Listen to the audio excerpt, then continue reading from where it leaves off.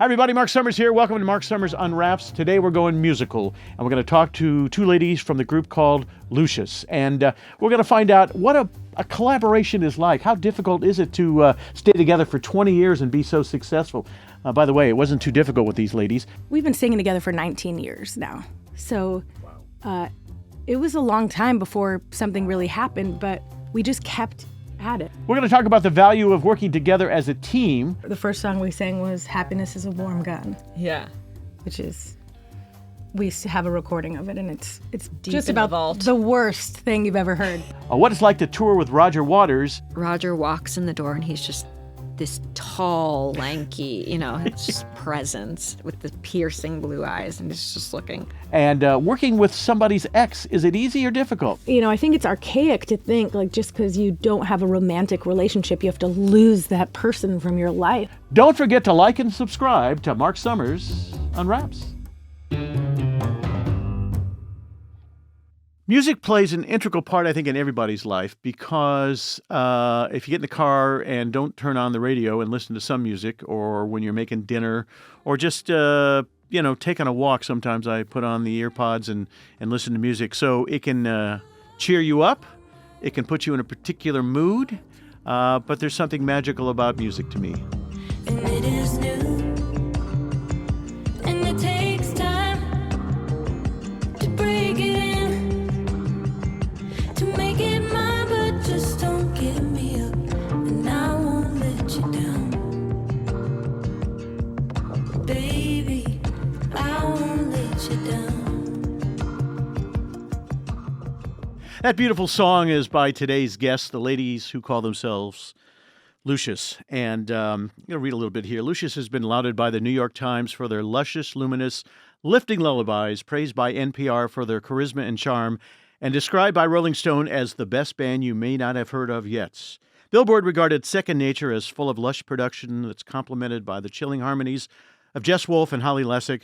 Variety proclaims that with Second Nature, Lucius is no longer 20 feet or even a couple of yards from stardom, but reclaiming the spotlight for themselves. Welcome to Jess Wolfe and Holly Laessig. Ladies, thanks so much for being here today. Thank you. Thanks for having us. How would you describe what you do? Ooh, a two-headed monster. Yeah. We're two voices as one. We're a duo, but we sing as one voice. So oftentimes that means we're in unison. Sometimes we're in harmonies, but the way that you look at us is, we dress identically. We want you to see and hear us as one unit. And how do I describe you? Because some people say, well, they're the best backup group ever, but you're not a backup group. Mm-hmm. You're stars, and you tour, and yes, you are.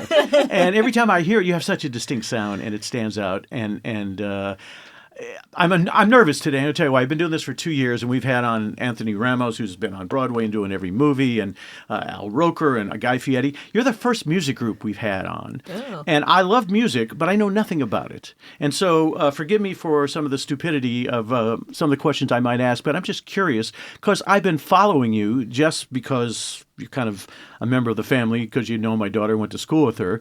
But every time you come on television, I'm sort of locked in, or I hear you on the radio, because your sound is so unique. Let's talk a little bit. Just, you probably don't remember the last time we saw each other. It's been maybe soccer practice in third grade. No, I'm going to tell you, you won't remember this. Meredith was going, my daughter, who you might know, who are listening, and Jess and Meredith went to school together. She was going to Emerson and you were going to Berklee, and I was coming around a corner on Boylston Street, and there you were, and you gave me this big hug, and we had a nice conversation about what was going on. That's right. Yeah. So that was, what year did you graduate from? 2007. Mm-hmm. Wow. And so she was the year before, so must have been 2005. Yeah, somewhere in that neck of the woods. Yeah. Did you love Boston? I loved it for school. Yeah. I think every kid should go to school in Boston. Yeah. It's so accessible and clean, and there's just so many college students. So it's everywhere. Everywhere you go. Yeah. And so, I'm trying to remember when you were going to Calabasas High School, were you in theater? Were you in music groups? Yeah, we did. Meredith and I did musical theater together since I was 6 years old, from Gloria. Oh my! Days. I remember. I remember that. So Round Meadow, yeah. we did all those plays together through middle school and then high school, which is wild. Which is insane. Yeah. And did you always know that you wanted to sing? Why Berklee? Yeah, I never wavered, and luckily my parents saw that and didn't, make me run from it, I guess. Thank God. They supported that just because I was so steadfast and I was so sure of it. When Holly came in earlier, and I was saying to her that she's the only person I've done a deep dive on and couldn't find a thing on the internet about her, which is I was trying to figure out how the heck that happens in this day and age. So you grew up in Cleveland. Yes. Tell me about your life.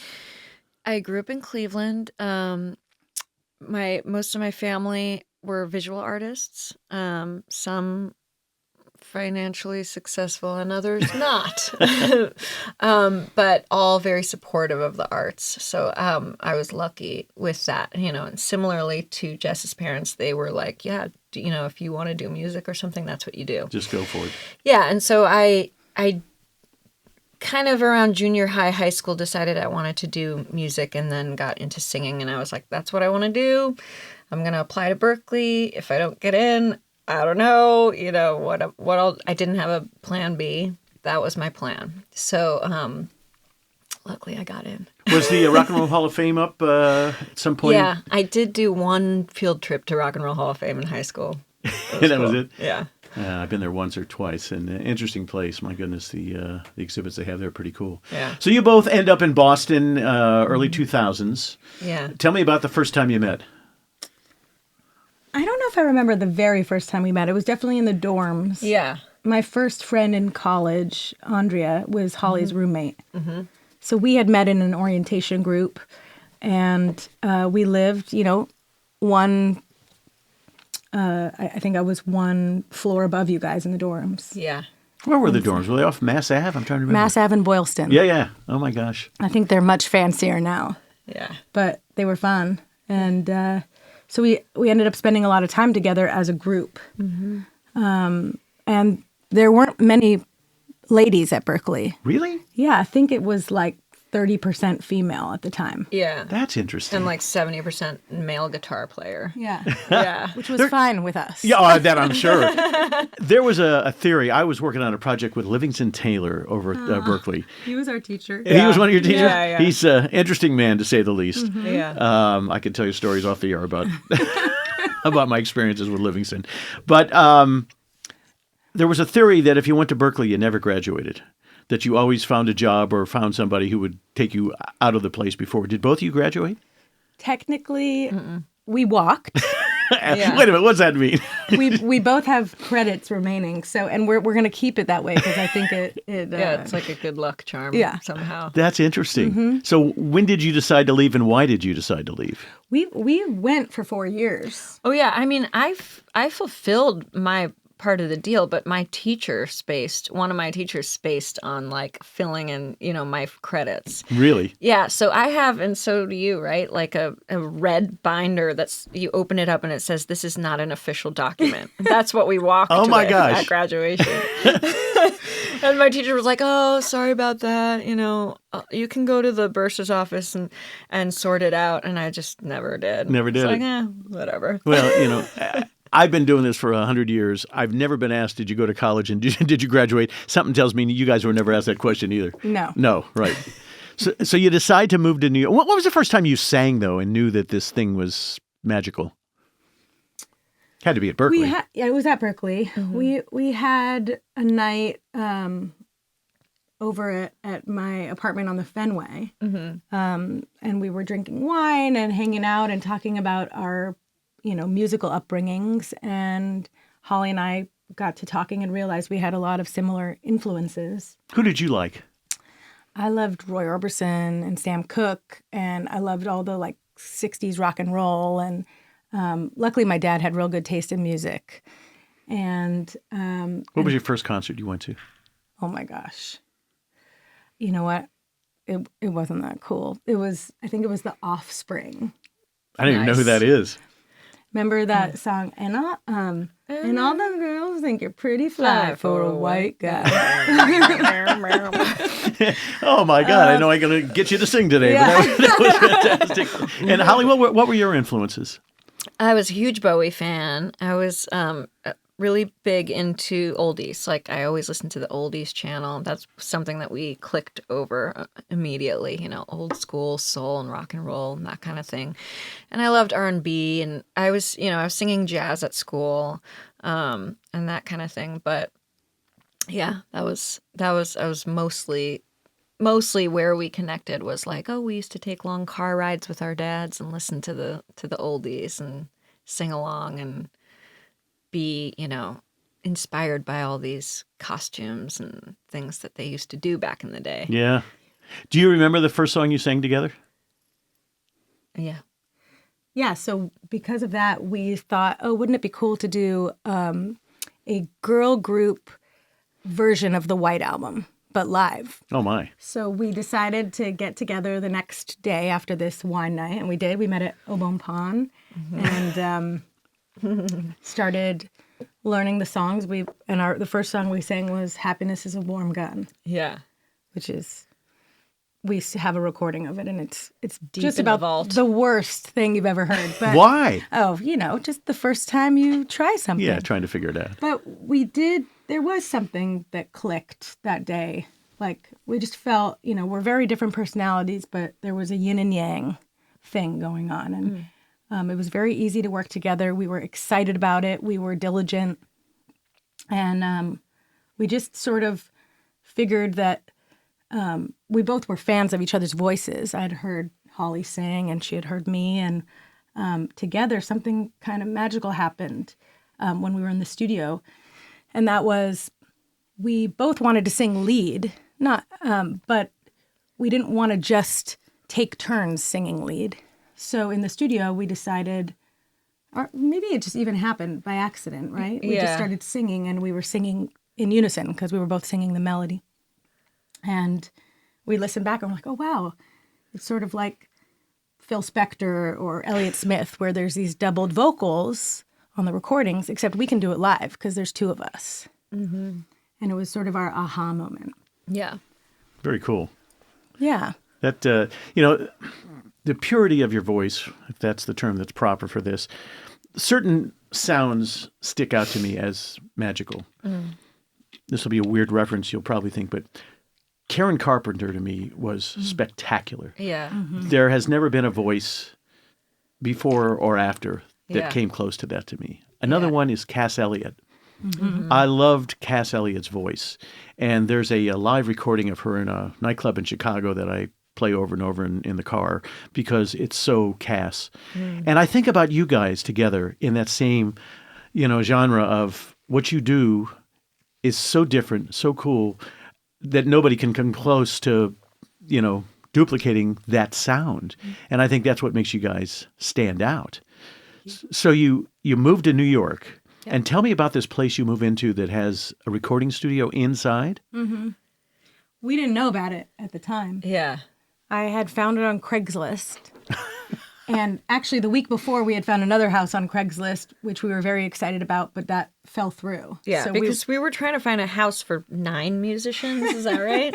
Oh, I didn't Yeah. realize. I thought it was just the two of you. No. So 9 of you. Yeah. We weren't all in a band together. No.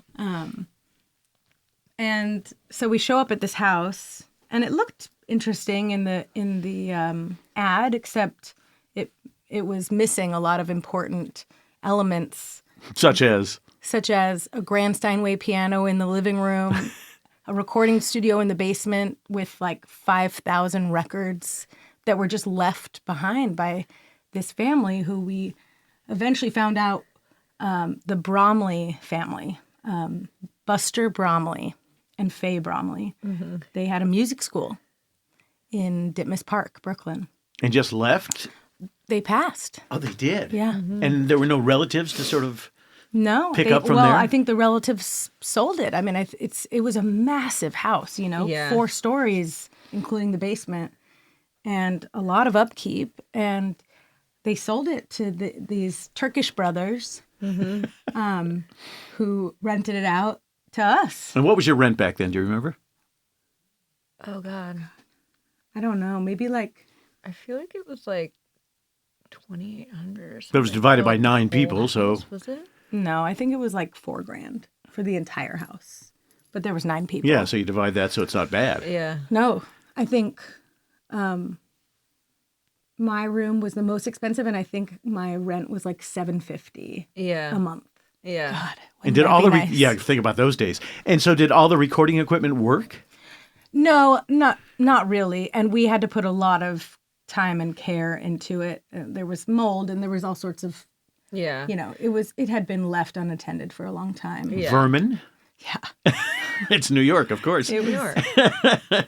but it was pretty special, and we did write our first real songs on that piano and record in that studio. Danny had set up a little studio down there, and Yeah. we really did use the space. Mm-hmm. We had little concerts in our living room, and we even had, visitors. Oh yeah. We had Did you have a cover Of the charge? supernatural kind. supernatural visitors. Oh, really? We were sure that Buster Bromley came to visit us on several occasions. And so what were you doing to make a living at that point? Oh my God. Oh, I can't wait to hear this. Barista, waitress, nanny, tour guide at Madison Square Garden. And I also worked at like a not-for-profit jazz outreach program for like high schoolers. But yeah, like 2 or 3 of those, at a time. To pay the bills. Yeah. Yeah. And Jess, what were you doing? I was an agent. I was working for a music agency, so booking bands. Really? Yeah. How'd you get that job? Well, I studied music business in college, and I ran the record label at school, and I wanted to make sure that we weren't to be duped, So That's probably helped you to this day. it's definitely helped, yeah. And so at first I was an assistant to an agent, but I really didn't like him. And then I moved on to another agency, and they actually gave me the opportunity to be a booking agent. But it was dreadful. I mean, it was sales essentially. Yeah. Last thing you wanted to be doing. The last thing I wanted to be doing. It wasn't, but it was interesting, and I did meet a lot of people and learn. And so for about 1.5 years, I did that, maybe 2 years.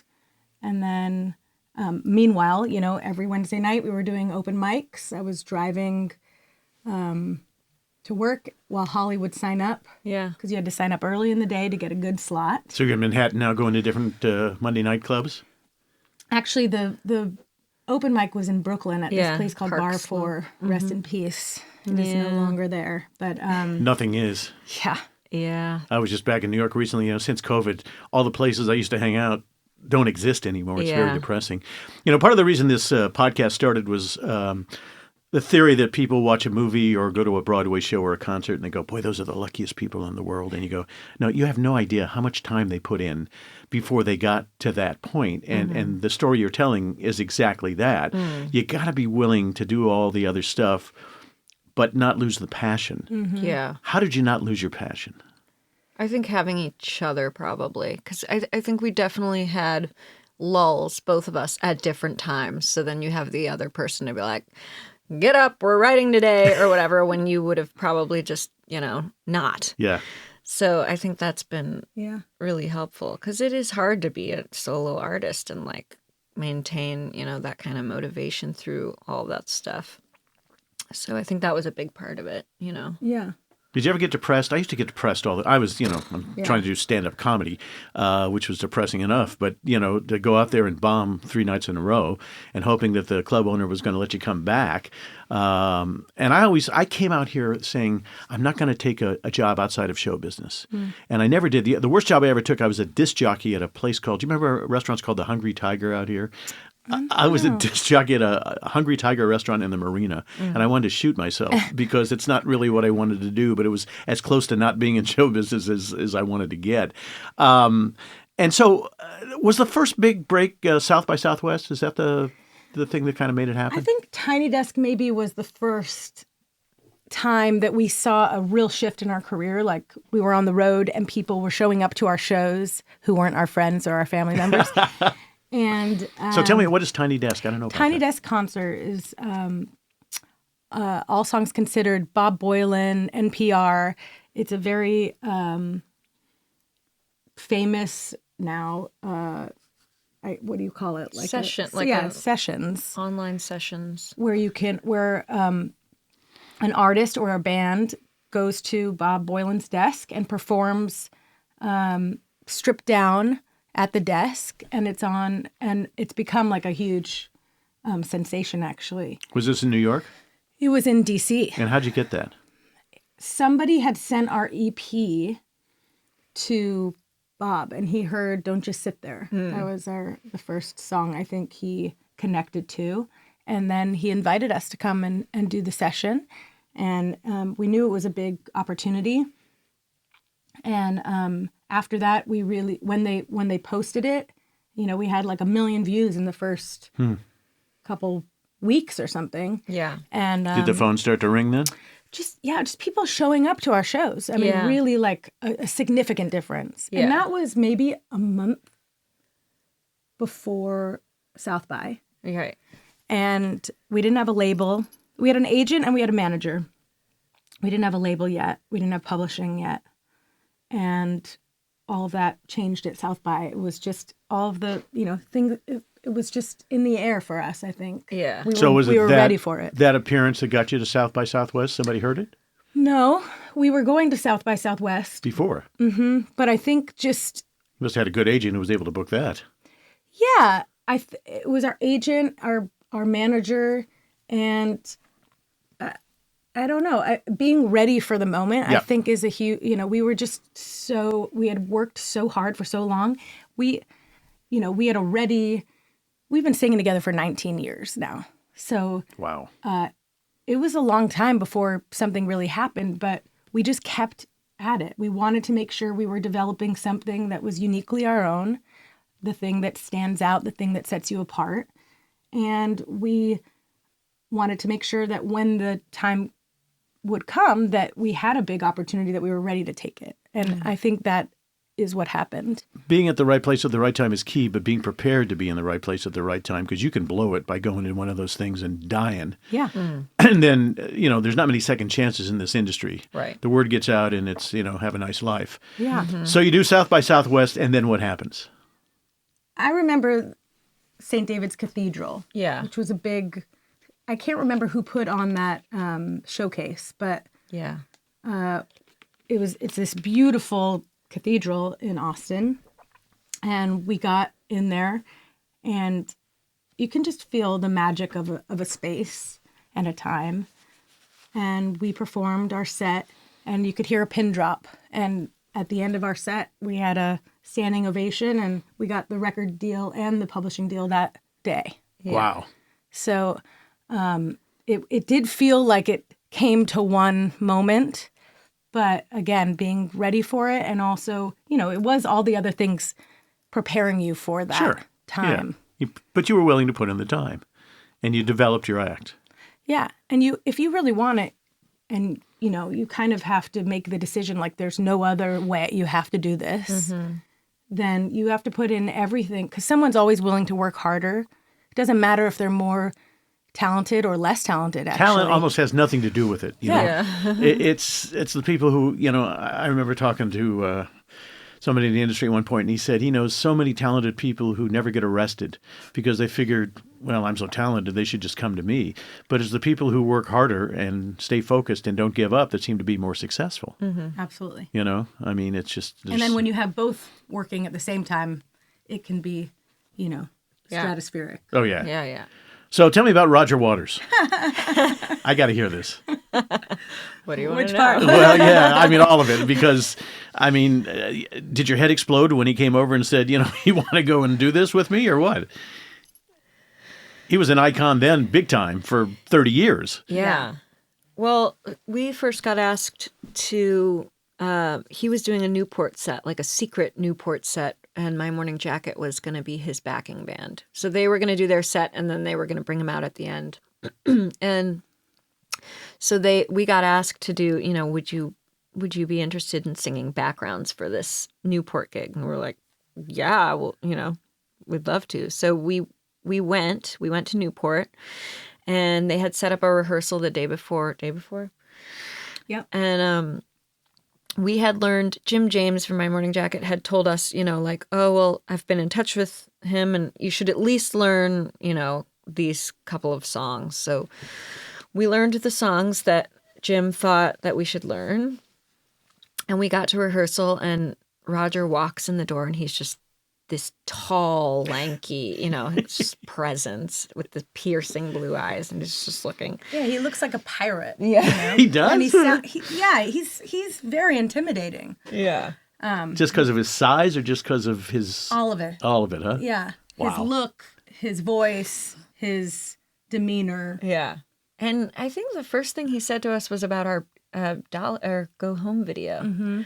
Right? So it was like, oh, okay, he does his homework, that guy. Yeah.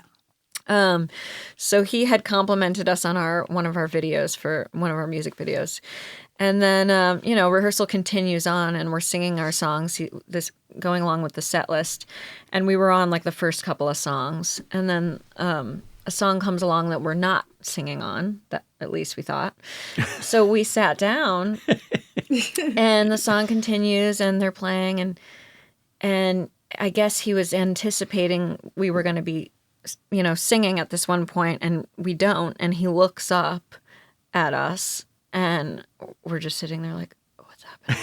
Are we supposed to... He's just like, man up. And we're like, He yells across the No. room, man up. yeah. Oh, my.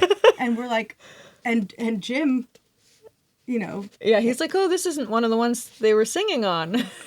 So do you he know the goes- words to what he wants you to man up to? he goes, they're singing on every song. Oh, my. So, yeah, he we had went. already printed all the lyrics for us Yeah. in anticipation, I guess. Unbeknownst to you, however. Yeah, Right. so we went back to the hotel room that night and just, crammed for finals, basically. Oh, gosh. The show was the next day, and it was amazing. Yeah. And after that, he asked us to record his new record with him and then come out on... He actually called us and he said, there's this concert that's going to happen in the Coachella Valley with I wanted to ask you about this. Bob Dylan, The Who, Neil Young, the Rolling Stones, Paul McCartney. You want to do it with me? We're No, like, I'm busy. Yeah. So what do you do? I mean, you kind of, with all due respect, sort of shat yourselves, I would imagine, at this point, right? I mean, yeah, I guess. I mean, it was wild. We were like, of course we'll do it. That sounds like... Insane. Insane. Yeah, what an opportunity and what an experience. So you're with Roger on stage, and he's being incredibly generous to you guys. Yeah. He announces your name. Yeah, he wanted us to be us on stage with him. It was really important for him that we were featured and a focal point, and the femininity of what we do was, a balance to this sort of like harsh intensity Yeah. in his show. So it was a really cool thing, and he elevated that. Were you intimidated by being on stage with those other people or, around hanging with those folk? I don't know. Not really. I mean, like maybe initially, but never really felt... Everyone felt very welcoming and like equally... I mean, even though a lot of those performers have done so many things over their career, they were like little schoolgirls too. They were like really excited to be part of the thing. Really? Yeah. That's cool to hear. Yeah. I think There's a respect factor, I think, there I amongst think all those so. folk. Yeah. If you can't acknowledge and appreciate when cool things happen in what it is that you do, like how can you ever really enjoy yourself? Like when I think at some point it becomes like, why do it? If you don't still get excited by something or have something that feels fulfilling, and if you can't acknowledge it in the moment, there's something off, there's something wrong. So what will you decide? It's a win or lose on a rolling die.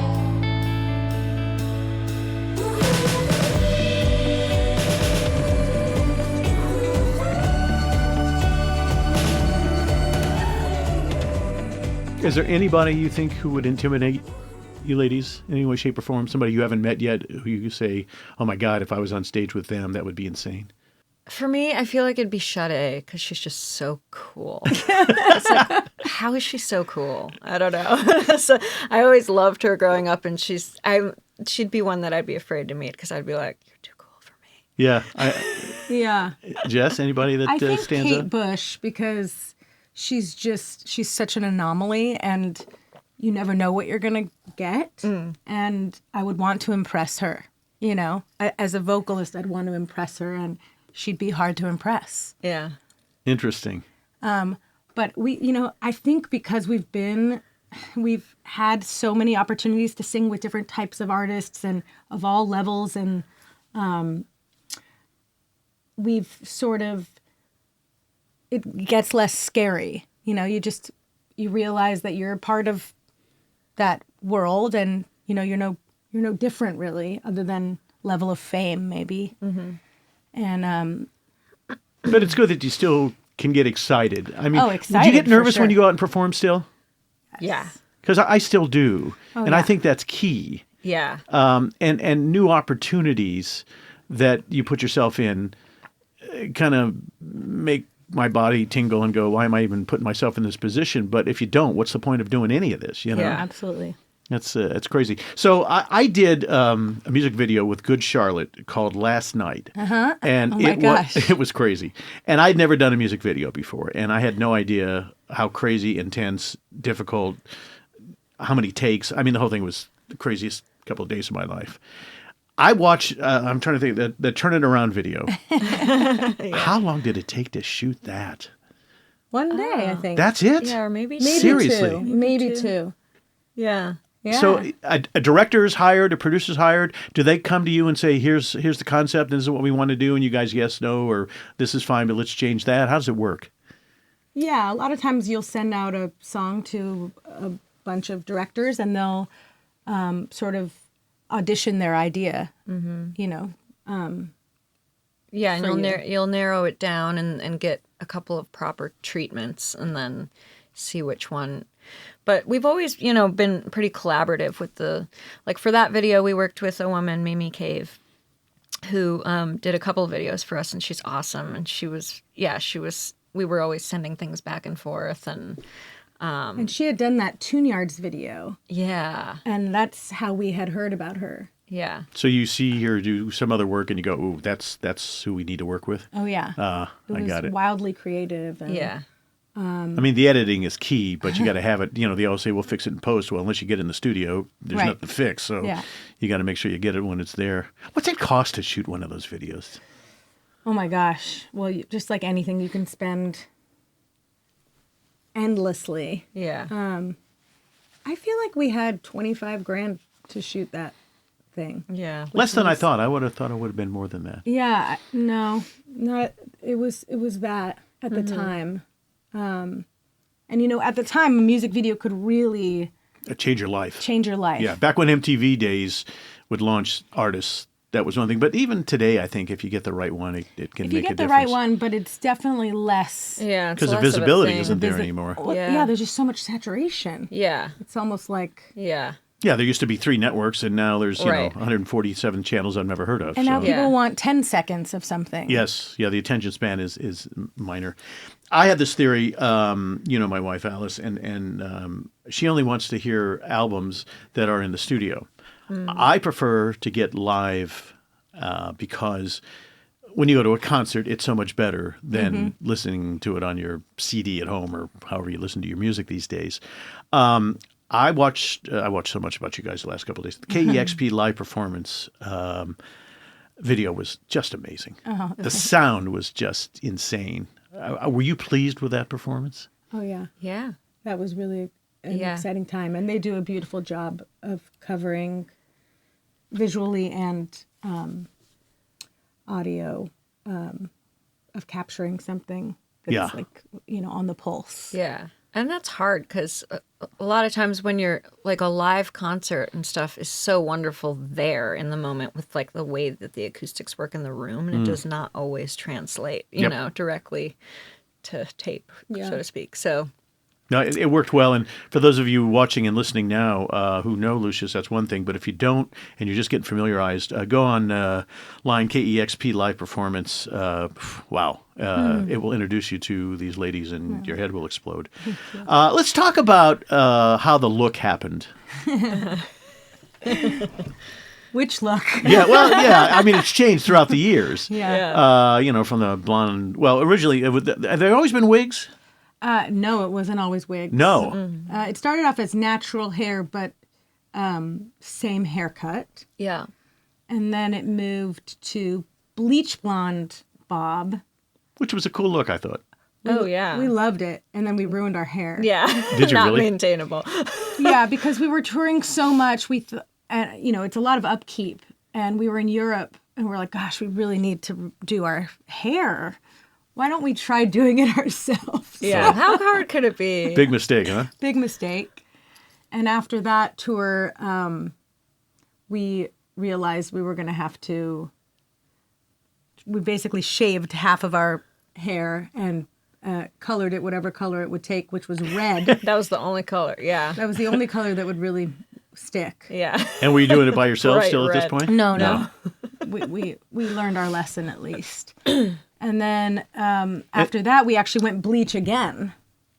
Did we before the wigs? For Oh, the, yeah, for you're the right. Roger stuff. You're totally and right. then we were like, why don't we wear wigs? Yeah. We could have saved our hair. Yeah. Yeah. I mean, it was silly. Most people wear wigs on stage, So we bought wigs. Yeah. Although I will say, it's never the same. Doesn't look the same. It's never the same. If you're rocking out on stage, Are you it afraid it's doesn't going to come move. off? Or Just doesn't move No, the it same. just doesn't move. Yeah, it just doesn't Yeah. look the same on your face. You can always tell. Yeah. And then eventually we're like, okay, well, we're going to go natural, but we're going to put extensions in our hair. Yeah. So we had go really long. extremely long hair, and then we chopped it all off again. And Yeah. now we're back to normal, natural Full circle. Back to the bobs. beginning. Yes. and was this the theory of two voices is one, so therefore we should be one looking? Yeah, like when you hear a choir or see a choir, they're all wearing matching robes. You want to visualize them the same way as you hear them. You want to see them as a unit. You want to hear them as a unit. You do hear them as a unit. Mm-hmm. And, people kept writing about us, two voices as one, two-headed beast, kept making these analogies. And we thought, why not expand upon that? We were already coordinating our outfits from early on, but why not dress exactly the same so that when they see us, they're getting what they hear as well. And It was a cool hook. well, that remains. It's one thing, like we don't have to have a set on stage. Yeah. If we're just wearing matching outfits, it's a set Yeah. already. Yeah. So we show up to a festival and people don't know us, but they see us. It's already something to hook people. Mm-hmm. And it was fun. I mean, we always were inspired by artists who had strong visual representation of their music, like David Bowie, Bjork, James Brown. I mean, Yeah. the Kinks, like the Beatles. All these people who took their visual expression to another level. Yeah. Do you write all your own music? Yeah. Okay. How in the hell do you do that? I'm always blown away. I mean, I understand the Bernie Taupin, Elton relationship. One does one thing, one does the other. I've been a James Taylor freak forever. And he says he can't figure it out. It just comes to him. And he just writes it down. And he's got endless stories about how certain phrases turned into things. Do you go into a room and go, okay, this is what we're going to do? Or how does this work? I'm always blown away by this. Yeah, I think just setting. Well, I should also say that the last record we did a bunch of co-writes, and that was really fun and interesting and different. But yeah, I think you just like create a space, time and space to be like, I'm gonna go to my piano or guitar now and sit and try some stuff, and then like something will come out, a line or a melody, and then you build off of it. But I mean, very rarely is it like I woke up from a dream and and I have the song, or like you're driving and suddenly like it just appears to you. I think that can happen, sure, but like I think creating the time and space for it is what allows it to happen, you know? Although we all have had the dream about the hit song and woke up and forgot the melody. Oh, What yeah. was it? Yeah, do you ever get up in the middle of the night and write something down? I have. Oh yeah, and then you look at it the next morning. See and what you're the hell like, was this? Yeah, this is not what I thought it was. Yeah. It's amazing. We have one song, $1 Million Secret, started that way though. But I mean, making the time, like Holly said, and just nurturing the craft. And some days you have one line and that's all that's going to come. And other days you write a whole entire song in 10 minutes. Yeah. Those are usually the best ones, honestly. Really? Yeah, like James Taylor said, like it's just the thing that just comes out is the thing that was always meant to be there. Huh. It always feels like the songs that were, there forever. Yeah, and usually when you decide, oh, I want to write this type of song, it like doesn't happen. Yeah. I'm going to mention some names. We mentioned Roger Waters. Harry Styles. Yeah. Yeah. Tell me about that. How'd that happen? Well, we were working with Jeff Basker, right? Yeah. Who produced some of the record, like Harry. Yeah, and he had called us in to do a writing session. So we went in and did a writing session with Harry Styles, and he was very likable, very humble guy. He was really fun to work with. We ended up singing on a track of his. And Jackson Browne, one of my favorites. Oh my gosh. So we actually, Cameron Crowe was doing a TV show called Roadies and asked us to come, which was about life on the road.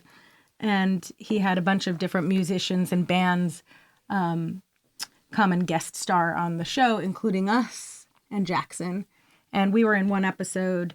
And then he actually asked us to come back and do a collab with Jackson. So in our in Jackson's dressing room was the first time we sang together. But it was Willin. Little Feat.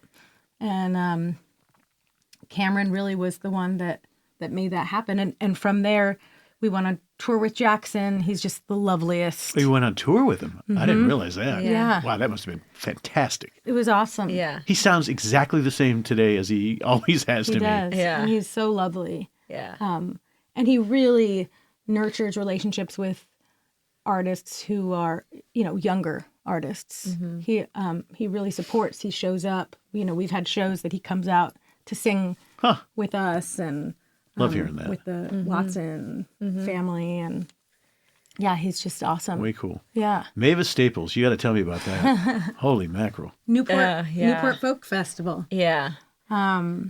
She's We awesome. asked her to come sing with us on a song, and she did, huh? She learned She it, did. and it was Oh my. it was heavenly. That had to be We sang magic. on what was the festival we sang with her when none of the monitors were working? Eau Claire. Yeah, we did Eau Claire Festival, and she was doing it, and she asked us to sing on her set.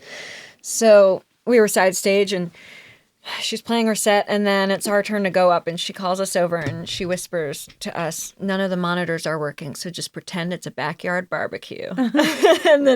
and she was so like just with it. She was so pro, Wow. It's like nothing's working, and the show's going on, ladies. Well, she's been there. seen it all, She's yeah. done- I was going to It say, was- if anybody's been there and done it all, that's her. And wow, that's she's been so great. great. Absolutely. I saw Sheryl Crow with James Taylor a couple years ago at the Hollywood Bowl. Tell me about that.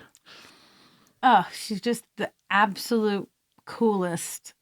She's exactly who you wish her to be. Oh, that's so good to hear. And talk about supporting younger artists.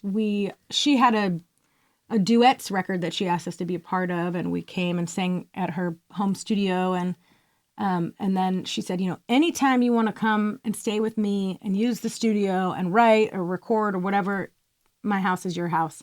And so when we were getting ready to write for Second Nature, our last record, we took her up on the offer, and we went and wrote at her house, and some of our favorite songs from the record we recorded in her living room piano. Good grief. Yeah. Okay, I have a mad crush on Sara Bareilles. Tell me about this. Me too. She's very crushable. Yeah, she is. She is. Tell me about that experience. I mean, good grief. It started by opening up for her on tour. Yeah. And then she's just an absolute gem of a human. She actually sang me down the aisle. She did? Yeah. Wow. Which was just such an honor. And she's just the greatest singer, absolutely incredible instrumentalist, vocalist, just such a professional. Seems so real, though. When I see her on interviews, there's no pretension. Absolutely. She's just who she is. She is. And she's just got so much talent. I mean, Waitress, all of it is just, it's astonishing. Yeah. She's so open with her insecurities and struggles and all of that That's stuff. what I People think really is so love endearing. that. Yeah. Yeah. She just talks about everything. Yeah. And has been very open to everybody about everything. Yeah. And there's something magical about that. Totally. You know? Yeah. You're secure, and yet you're not. Yeah. And yet Yeah. you're willing to talk about it. Yeah. Which could be helpful to so many other people. So helpful, yeah. You know? So that's great. Tell me about your relationship with Brandi Carlile. This is fascinating to me. I mean, one minute you're singing back up for her, and now she's singing back up for you. We, gosh, I think the first time we sang together was actually at some random festival in Idaho. Yeah. But we had, we share similar circles. So we had a lot of mutual friends prior. And then we just became fast friends. And again, got back to Newport Folk Festival. She sang on our set. We sang on hers. We've been on tour with her now maybe like 10 times. I mean, a lot of singing together. And She seems to really admire and respect you guys.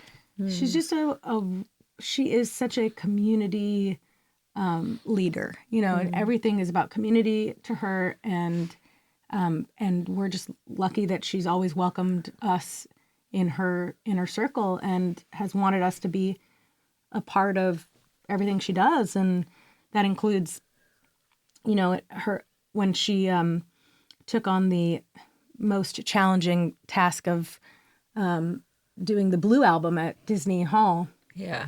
And then nurturing that relationship with Joni Mitchell. And from there, we've become a small group of people who've been a part of Joni's musical recovery, really. Yeah, that's next on the list here. How did that happen? I mean, I guess through Brandi, but you're sitting in the room with Joni Mitchell. Okay, when I was in high school, she was it. Okay, and there was nobody more magical, and everybody had given her up and thought, she's not going to make it, and she's made this insane recovery. Tell me about that experience. Did you go to her house or something? Did I read? Yeah, we've been going to her house for the last 5 years. Yeah. I guess so. So you knock on the door and Joni Mitchell answers and explain that to me, will you please? Actually, we knocked on the door once and Paul McCartney answered. No! Seriously? And he said, I'm the welcoming committee. Oh my. And what do you say? Humana. Yeah. Paul McCartney's there. And what was he doing? Just hanging, or were they going to sing? Or Yeah, what? we all sat in a circle in Joni's living room, which is what happens every time. We eat dinner. Yeah. So who else has been in those music circles? It's almost always us, Brandi, and the twins, Blake Mills on guitar, Celise Henderson, Allison Russell's often there, Taylor Goldsmith from Dawes, and who are we forgetting? Marcus Mumford. And then there's always the rotating cast of Annie Lennox, Elton John. So Elton John just drops over and... Meryl Streep. No, come on. Yeah. Kathy. Ellen DeGeneres. Kathy Bates, Harry Styles. Yeah. And do you ever just look at each other and go, what the hell are we doing here? I mean, Elton and Shaka Paul, Khan. Shaka Khan. Shaka She Khan. was- Our first A trip. Joni Jam, we walked in. It was a Christmas party. This was pre-COVID. And we hear somebody in the other room, which ended up being Joni's living room. Now we know the sort of maze of the house. But at the time, we had heard this voice, and we thought it was a recording or something. Yeah. We couldn't believe it. and she was singing At Last, and we get in there, and there's Shaka Khan sitting at the piano singing At Last. Good We're like, grief. okay. Yeah.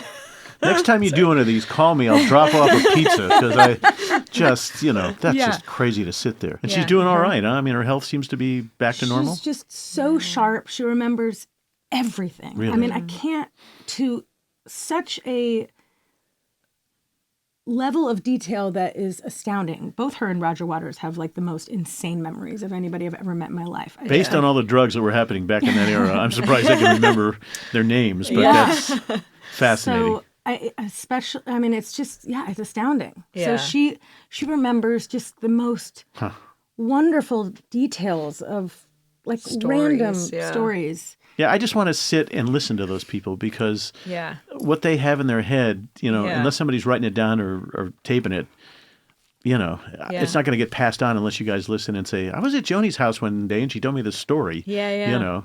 And that's, what an honor, what a privilege to have that going on for you. Her house is covered in paintings that she's done. They're all her paintings except for one.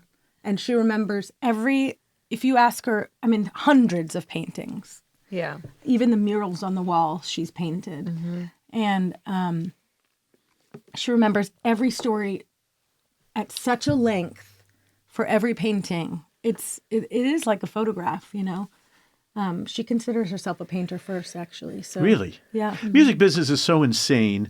I started collecting bootleg albums 100 years ago, and I have this one with Joni and James Taylor. They were both 12. Sound fantastic, but it's like being in your living room, what do you want to do next? Or, I thought we were going to do this, and they start a song and then they stop and they go, oh, we should, it just, oh my God, I just can't tell you how much I love that stuff. Yeah. And the fact that you get to participate in that magical career.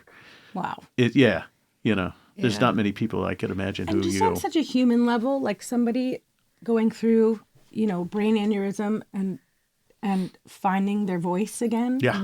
Literally and figuratively. Yeah. Such a firm reminder of how important art and music is and what magic it can create. It's been really sort of one of the great honors of our, not just careers, but lives. Just on a totally human level. Mm-hmm. Seeing somebody make leaps and bounds from, in a recovery. Yeah. It's very special. Yeah. Man, that's just crazy. We talk on the show a lot about overcoming obstacles. What's the biggest obstacle you guys have had to overcome? Has it been an easy road when you think back, you go, well, this wasn't too bad. We didn't have to struggle too much. Or were there times where you went, the hell are we doing? Why do we think this is, you both seem so positive, like it was just going to happen.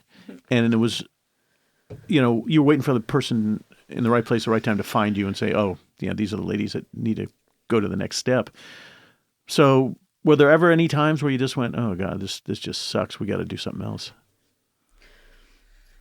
Yeah, I think like Holly was saying earlier, having each other to push forward and to give inspiration when the other needed it has been a lucky thing. Mm-hmm. It is hard to be away for long periods of time from your family, from just being at home in your own bed. People don't get that. You go on tour and you're on a bus for months at a time, and now you've got one baby and a baby on the way, Holly, and you just got married again. You're splitting your time, Nashville, L.A.? Your husband gets, I guess, what he got into as far as touring and all that stuff. He loves it. He loves it, yeah. Well, I always say, in June, I'm going to be married 50 years, and people say, well, how the hell did you do that? And I say, I've only been home 15 of them, I was always on the road. Yeah. I'm getting ready to, I'm doing a show off Broadway, and I'm going to be in New York for 5 months, and I'm going to, my wife will be there maybe once during the whole period because of things going on in our lives. And somehow it almost works, I think, in so many ways, because then when you do see each other, you go, oh man, this is fantastic. But not everybody can do it. Right. And you have to have the right mate and the right everything. Yeah. What's the best part about being Lucius? I think camaraderie. Yeah. And collaboration. Yeah. Yeah, I mean, I think like you say about overcoming obstacles, it's kind of like there are always going to be obstacles, and Some people handle them better than others. yeah, and I think, it's kind of, being away from your family or being all these things that we do, we grow accustomed to them. We make it work. You figure out how to make it work instead of like looking at it as this obstacle that you're going to get over, because you're never going to get over it because we're doing it, And so I think having that understanding with each other. And the other thing is, like, kind of parallel to that, is that in the beginning, we never really set like a specific grand, like, goal. It was just, we want to create together and we want to keep doing that. And so how do we make that work, and how does it look, and how does it grow? Mm-hmm. And so it feels linear even when there's things in the way. And I think that's been really important for us to all have that kind of outlook on it to propel it forward. Yeah. When you're touring, what cities do you love to go to?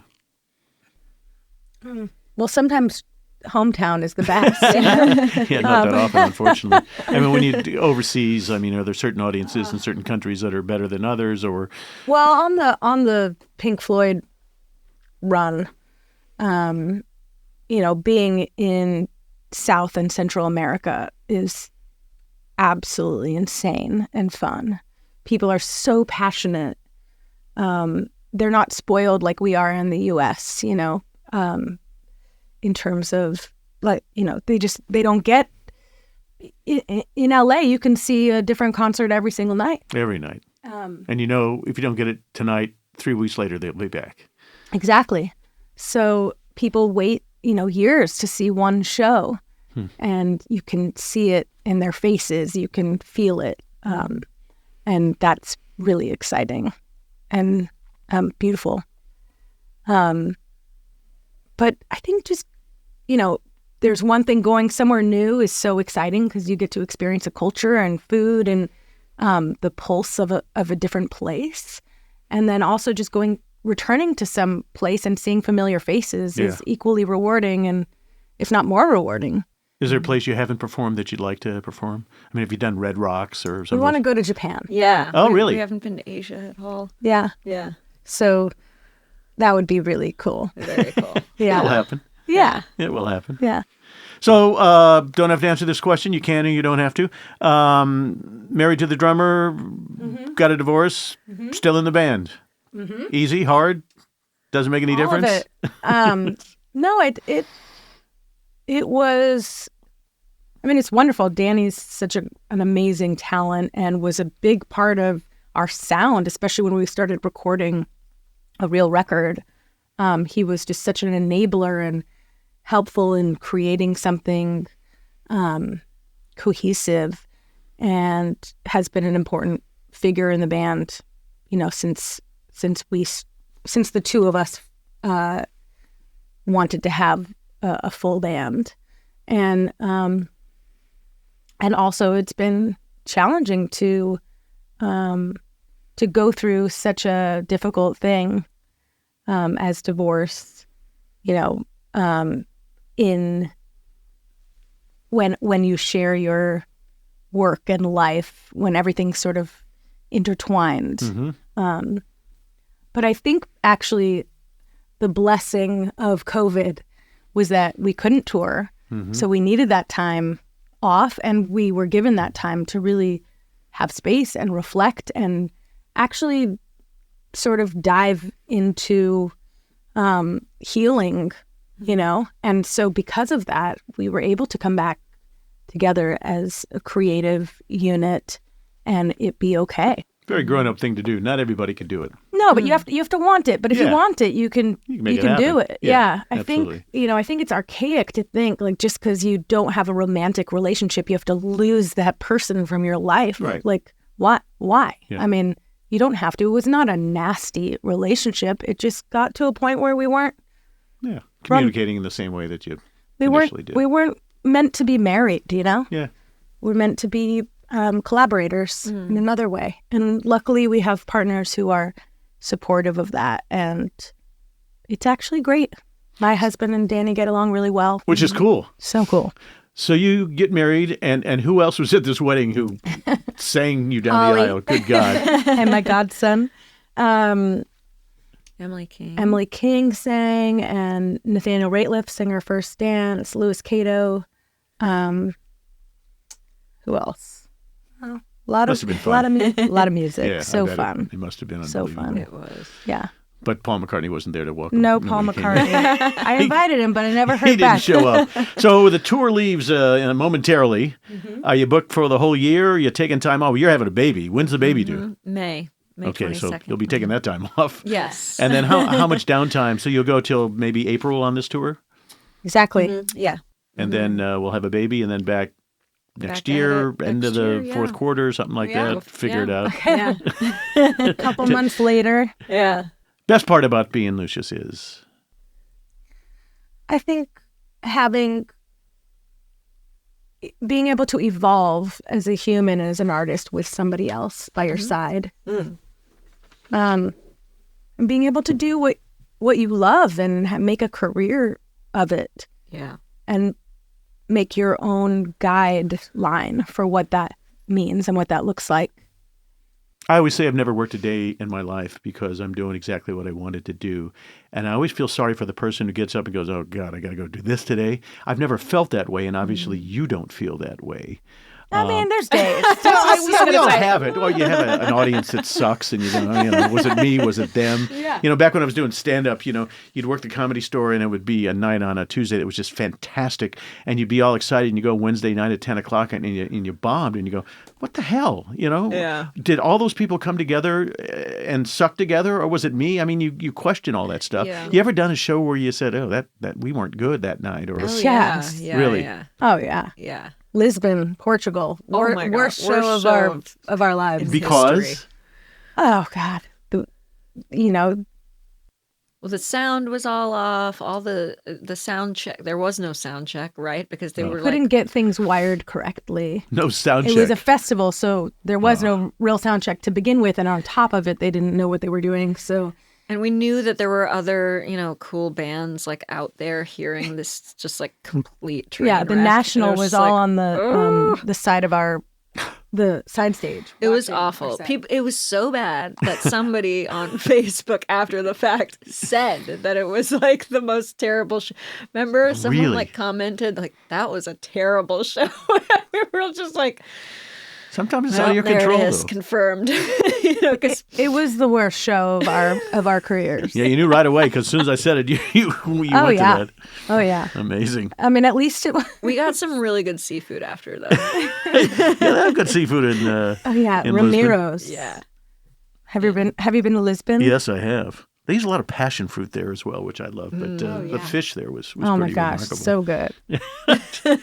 Oh my So God. at least we had that. yeah, that's amazing. The website is, ilovelucius.com. Yeah. and the name Lucius comes from My dog, Lucius. when you were growing up, you had a dog named Lucius? He was an English bulldog, and he had one tooth that stuck out and an underbite.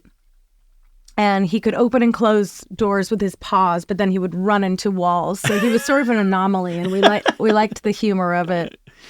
And there you go. And when you're doing this initially and you're signing the contract, do people go, I don't know, Lucius, did they ever question that? Or did you just say, this is what we're doing, we're sticking with it? Only one person ever questioned it, and we didn't listen. Yeah. Good Yeah. idea. Yeah, Yeah. it's been fine. Yeah, it really has, hasn't it? Well, hitting 20 years. Look forward to the next 20. Thank you. Continued success, travel safely, happy, you. healthy baby, and congratulations on the new wedding. And Thank don't you. forget, next time you're at Joni's house, give me a call.